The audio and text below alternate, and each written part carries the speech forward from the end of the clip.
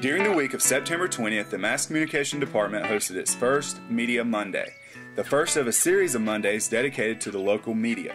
Open to all Lander students interested, Lander Media Mondays offer an up-close and personal view about how we get our news. The guest speakers were longtime anchor Carol Goldsmith and the Director of Photography and Editor John Hendon from WYFF News Channel 4. The guest speakers talked about their new production called The Chronicle. Miss Goldsmith gave us an inside view of the production and all the work that went into the project. The first episode chronicled Paul's Gift, a story of a man that saved the lives of countless recipients. But our station decided that they wanted to start this long-form project called Chronicle. The goal is to try to do one every quarter. It could be half an hour, it could be an hour. Paul's Gift, the first one, is actually an hour. What most people don't realize is that one story in a newscast where you see the anchor reading is 20 seconds long. 20 seconds. The whole newscast is probably no longer than 28 minutes, and 6 minutes of that are going to be commercials. And if you devote a reporter and a photographer to a story, you're probably only going to get about a minute 15. Yeah.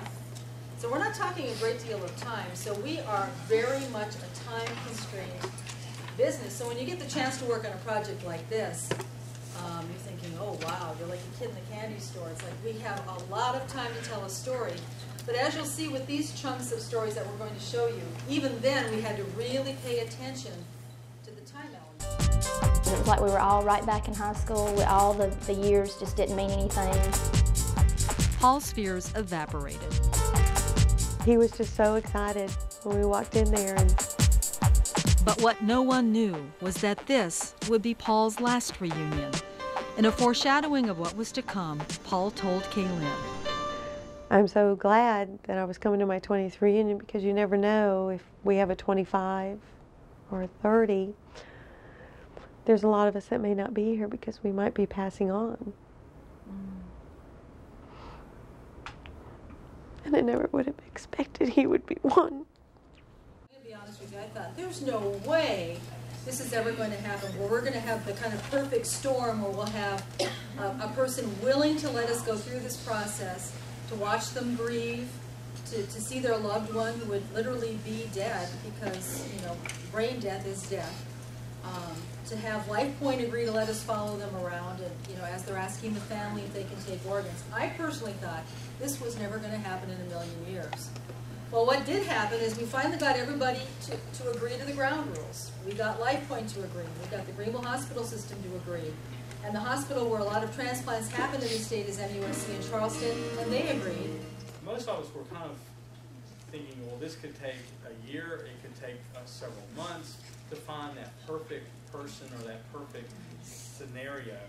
And one of the things that, you know, not to be, you know, I mean, there's a lot of eyes that are transplanted, and there's a lot of kidneys that are transplanted, things like that, but we really want to follow numerous organs that could help numerous people to tell the story in a larger scale. Well, we were actually hoping for a heart transplant, because I think that's very dramatic. It really brings home to people the importance of organ donation. So the call went out, we all went on standby. I had packed a bag with, you know, extra clothes in the back of my trunk in case we got the call, and it was less than 2 weeks later we got the call to go to Greenville Memorial. And I think at this point we're going to show you the first segment so that you get to know the person that we got to meet when we got to the hospital. And this is what we more or less shot right when we walked in. I mean, it spent the next 30 hours at Greenville Memorial Hospital. When we think of transplants, we think of a heart or a liver or a kidney, but a decision to donate can go way beyond that. And it makes a life-changing difference for many people. One God forever and ever, amen. Paul Savitz was a man who liked to help people, so when his widow was asked about donating his organs, her answer came right away. I immediately told him that that was something that Paul and I had discussed in our life together, and that was us, that's the kind of people we were, and that I would be very interested in donating Paul's organs and tissue or anything else that he was able to do for others. The decision by Paul's family to donate will have a huge effect on a lot of people. Most families who choose to donate their loved one's organs say goodbye at the hospital bed.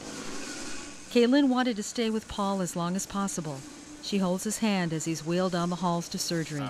I'll tell him. The recovery teams have all arrived from Memphis and Charleston and Chapel Hill. They meet Paul's gurney. They're ready. But everyone pauses to mark his life and his gifts and to allow a wife to say goodbye.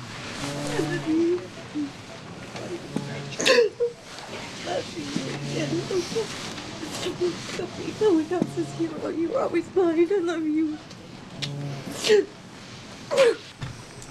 When we were going down that hallway, that was probably one of the saddest days of my whole entire life, knowing that I had to say goodbye. This was my final goodbye to Paul. A final kiss. It was still hard saying goodbye, and I remember saying to him, "You were always my hero, so now go be others' hero." We would like to thank news anchor Carol Goldsmith and John Hendon for visiting Lander University and sharing their project, The Chronicle.